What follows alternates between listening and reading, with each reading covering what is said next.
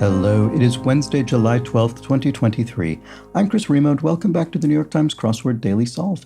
It's a Wednesday crossword today, so a midweek, mid-difficulty themed puzzle. And I've certainly seen quite a few comments from people, both in the comment section on the video and the Daily Solve Discord chat server, that they found Mondays and Tuesdays puzzles more difficult than the average Monday or Tuesday puzzles. So who knows what that means today? Will it be even more difficult then, or will it balance it out?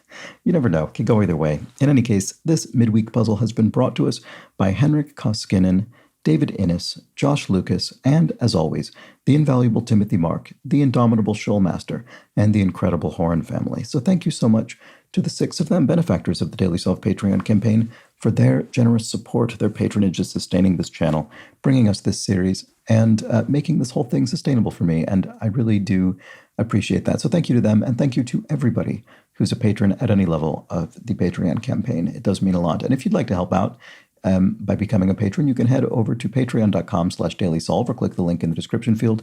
There you can find all of the bonus videos that have gone up on the channel, as well as a benefactor, the Daily Solve Let's Check the Crosses mug. What else? Do subscribe to the YouTube channel if you've not gotten around to that. And there is that Daily Solve Discord chat server I mentioned a moment ago. There's a description field link to that as well. Nice friendly chat community. All right, let's get on to the puzzle. This is a collaboration between Brooke Husick and Brian Thomas. I think maybe shy of 20 puzzles apiece, perhaps. And it was edited, of course, as always, by Will Shorts. So let's see what they have in store for us on this midweek themed crossword. Let's start solving. All right, about 85 to 90% of Muslims globally. First of 7. Now that's interesting. That looks like it's thematic in some way, but I don't know. Obviously, I don't yet know what that means. My guess would be Sunni. I wouldn't have guessed it was as high as 85 to 90%. I certainly knew it was the considerable majority, but anyway, I'm fairly confident that's the answer. Place to unplug could be a spa, maybe. You sort of decompress and relax at the spa. Archaeologists find an urn, maybe. An urn is sort of a classical discovery. Holiday quaff could be nog, as in eggnog. To give sustenance to someone could be to nurture them, perhaps. I'm not 100% certain that's the only possibility here, but let's look. Conjectures? No, it's not. Okay. Nourish, that's better than nurture. Maybe that's actually what my brain was trying to sort of put into my consciousness. All right, nourish is better. Nourishment, of course, could be food or sustenance. Conjectures lack of proof. A conjecture is sort of an informed guess, I suppose. In that case, if so, you might say. And a Scottish cattle breed is Angus, famous Scottish cattle breed. All right, to go here and there is to, well, it could be roam or rove. I think that dual possibility was in the puzzle the other day as well. In any case, I don't know which it is just yet. Winning blackjack combo.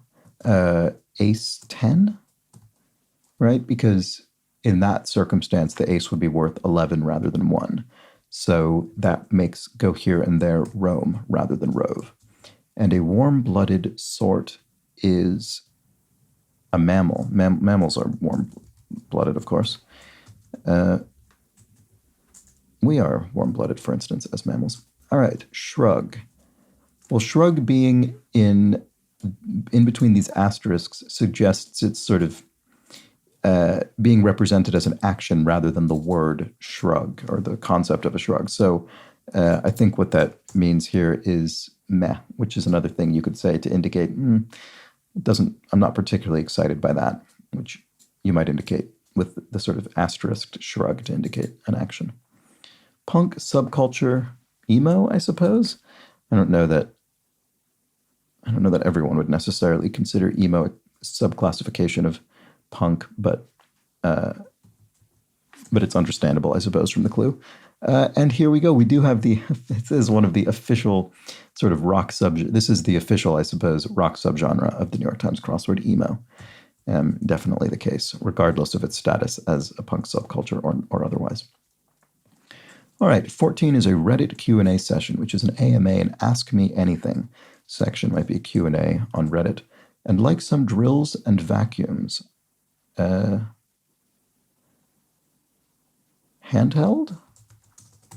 Yeah, that's plausible. Handheld vacuum, handheld drill.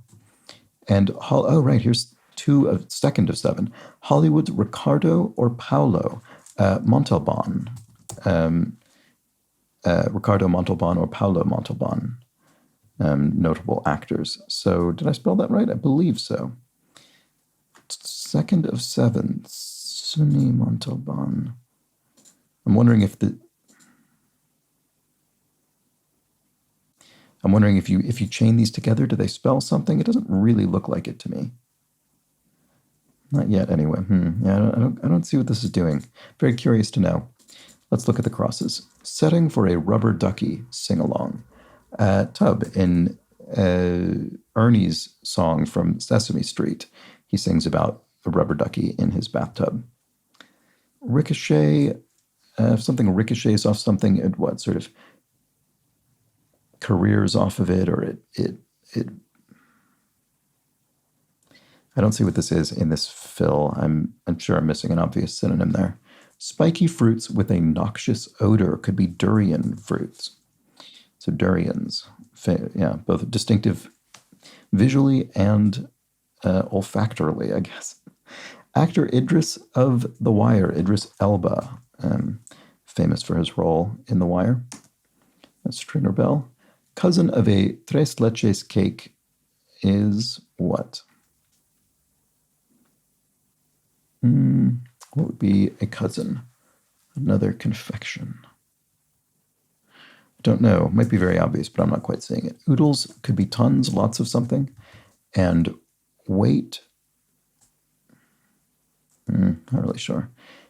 Jacqueline Dupre's instrument, cello, looks correct to me. And let's see here. Scary roller coaster twists. Helixes?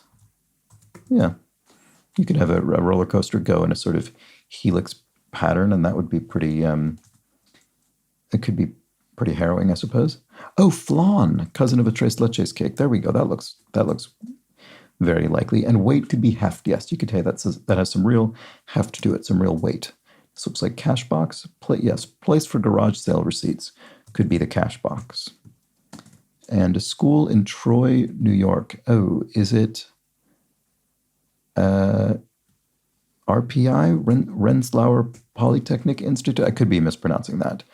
I'm not very familiar with this school, to the point where if you just said Troy, New York, I wouldn't have necessarily recognized it off the top of my head. But with 3 letters ending with I think that's probably the case. Let's look down and see. Queen of Drag with 12 Emmys. Presumably this is RuPaul. Sounds very likely. Of RuPaul's Drag Race, etc. And then French for You Are Beautiful, 3rd of 7. You Are Beautiful. Tu es belle would be You Are Beautiful in the informal in French, the singular informal. French for You Are Beautiful. So what is all this? I just do not see what this is adding up to. I'm very sorry if it's clear to many of you. What is going on? I mean, these are words that derive from different languages, but I mean, some of them are proper nouns and some of them are not. I mean, tu es belle is just an ordinary sentence in French. I don't know. I don't know what's going on here. I mean, they are all derived from different languages, so maybe that's part of it, but I just don't.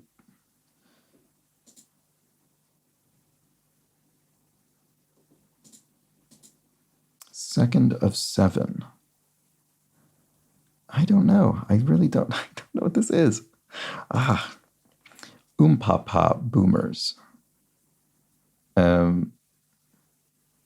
Tubas. So if you're imagining sort of oompa music, I suppose, and then a boomer, I guess it means sort of what instrument booms out that sound, a tuba. Like, I'm not familiar with that verb in this particular context, but you sort of understand the meaning through context. End result could be the upshot. You say the upshot of something, well, that was the end result. That's what ultimately happened. Mortar's partner in food prep and chemistry, a mortar and pestle, a way to grind up food, such as pesto, hence the shared root there. Flutter as eyelashes. You could bat your eyelashes, flutter them. And word in a traditional New Year's Eve song, old as an Auld Lang Syne. Nope, I'm innocent and denials? Those all sound like denials to me. Sleet? No, not sleet. Sleep. Goal of a bedtime story reading would be sleep. You put someone to sleep. Deflect as an insult or a sword. You could parry an insult metaphorically or a sword literally. Stick for a 15 across player. Okay, so stick for a cello player could be the cello player's bow that they use to play the instrument. Oop, not Bob, but bow. Yippee for us. 4th of 7. We did it. What is this? I don't understand this theme. I feel really foolish, but I just am not seeing what this is. 4th of 7.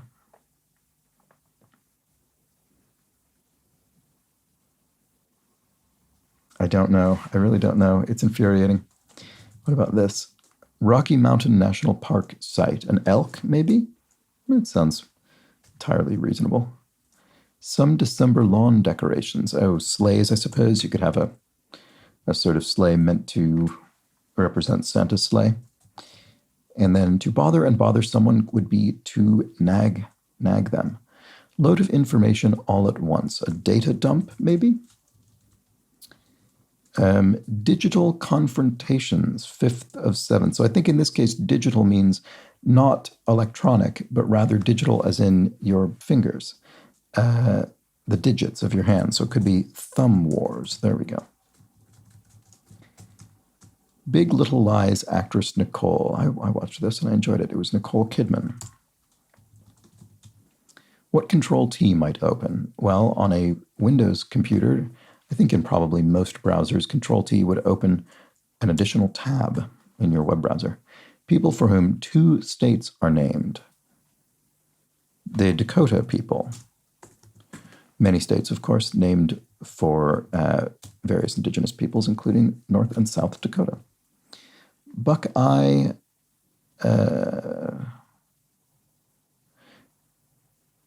Is it? Oh no. I can't remember. Are they people from Ohio or people from Iowa? Oh, they must be Ohio. Right. Iowa wouldn't work there. Okay, sorry. Apologies to Iowans for that momentary lapse. Ohioans. So Ohio is the Buckeye state, I guess. And if one requests kibble, say, is Ohioan wrong? What is this? Look at this. About 10 to 15% of Muslims globally would be Shia Muslims. That's an interesting partner here to Sunni because this one appears to be thematic and this one does not. So this is just sort of, it's a nod to that other clue, but not part of the theme. I still have no idea what's going on with the theme. Like a snow globe scene could be a wintry scene, of course. There we go. Major ordeals, sagas. That's been a whole saga, a big ordeal. Maybe. English suffix equivalent to Spanish's ando and iendo. ing. I mean, that looks right to me. Certainly no Spanish expert. But what is this? Oh, it is. This is correct. Request kibble, say, as in a cat requesting kibble specifically would be meows. There we go. Okay, good. And ricochet. Oh, I did spell Montalban incorrectly. There we go. That's correct. So if something ricochets off, the side of, I don't know, a billiards table, it caroms off the side. So Montalban. There we go. Doesn't help me. What am I missing? I don't know. I'm sorry. Blank Bedingfield, 2000s pop star with the hits Unwritten and Pocket Full of Sunshine. I have to admit, I don't recognize these. That it probably won't shock any longtime viewers of this channel, but the name certainly looks like Natasha, based on the film. I suppose that works. Okay, maybe. Let's see if that fits. Come on in or up. I don't know which of those I think is more likely. Is this Kwanzaa? Subject of the 2008 documentary, The Black Candle. Yeah, it looks like it is. Kwanzaa, there we go. All right, so that, the holiday, so that makes this come on in rather than come on up. And frosts could be ices. Here we have government program heads informally, czars. For whatever reason, the word czar has long been used to refer to people within certain governments, very commonly the U.S. government, who are assigned to particular kind of policy areas. So they particular policies are, and they generally spell it this way, CZ, rather than what I think is considered to be the more accurate transliteration from Russian with the TS. Okay, word with, maybe because at this point TS looks too much like the actual sort of historical Russian office, and it would just feel sort of odd. I don't know. Anyway, word with fine or folk, fine art or folk art. Modern vaccine base RNA, certainly we all heard about that quite a bit in the last few years. And application info often. Social security number, which in the US is a sort of unique personal number used for various forms of tracking and identification. So if one brings home money, one earns money. Yeah, that looks like this is probably SSN. And then one with horns, 7th of 7 is Satan. What is this? What on earth is this? I feel so foolish for not understanding what's going on. Suffer the consequences is to pay. You'll pay. You'll suffer the consequences, you might say. I'll suffer the consequences for not ever figuring out this theme. And it doesn't look like there's been a revealer. Symbols of wisdom, owls, arguably, even though they're probably not all that particularly intelligent, really. As far as birds go, they're still considered symbols of wisdom. Natural hairstyle could be an afro, perhaps. Let's check the crosses. If you looked up to someone, you admired them. One of Robin Hood's merry men, Friar Tuck, from the classic Robin Hood stories.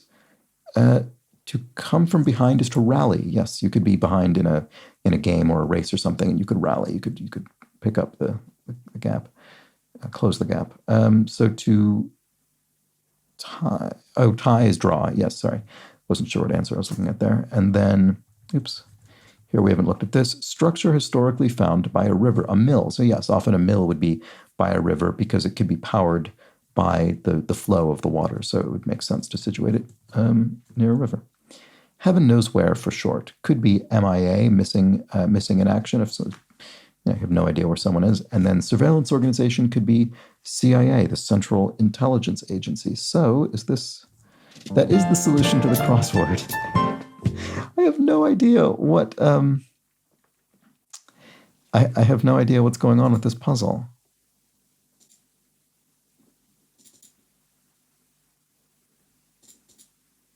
Sorry, what? First of 7. Second of 7.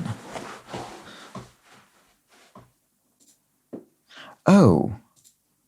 Days of the week? Sunday, Monday, Tuesday, Wednesday, Thursday, Friday, Saturday. Wow. That, for some reason, that was completely inscrutable to me. I don't know why it took me so long to pick up on that. I suppose because in some cases, for the longer answers, most of the answer is contributing nothing specific to the theme. So it was sort of very well camouflaged in that regard. Right. Wow. Okay. Well, there we have it.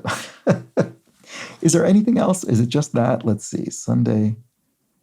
Yeah, I don't think there's anything else going on in. Is there? I don't think so. I hope not. I hope I'm not missing anything else.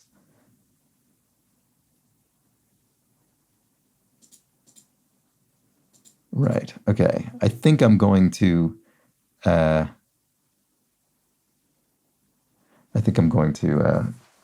with that. So We have days of the week. There we go. A fairly simple theme ultimately, but it certainly wasn't simple to spot for me. Let me know how quickly you picked up on it. I'm curious how many people saw it after maybe just even. I mean, I don't think it would be possible to. Well, no, actually, because it says first of seven, you could well notice it after the first one. That would be possible, I suppose. If you think, well, seven, what are seven? 7 days of the week. It's certainly one of, if not the most common grouping of seven in ordinary language. So you might have noticed it after one. Certainly you could notice it after two. However, what if you noticed it after not the first, not the second, nor the third, fourth, fifth, sixth, or seventh? And then it took quite a lot longer to notice it. Well, then you'd be me. So let me know how you fared with that one in the comments or the Discord channel. I'm very curious to know. And apologies to everybody who is yelling at me through the screen for the last 16 minutes about my being completely dense with respect to this theme. Anyway, a nice, simple theme, ultimately. I mean, it was one of those themes where you don't need to understand it in order to fill out the puzzle because they're all clued ordinarily. So in that respect, it was a simple theme. And yeah, how do we think this puzzle was in terms of overall difficulty? I would say normal for a Wednesday, quite honestly. But let me know how you found that as well. Anyway, there weren't any comments from yesterday's puzzle issuing sort of corrections or further context as far as I could tell. So none of that today, but I will be back tomorrow for the Thursday crossword when we get a little bit more ambitious with the theme potentially. And hopefully in that ambition, its added complexity demands a speedier comprehension on my part. So we'll just have to see if that turns out to be the case. Join me for the Thursday crossword. But until then, please do have an excellent remainder of your Wednesday. Take care.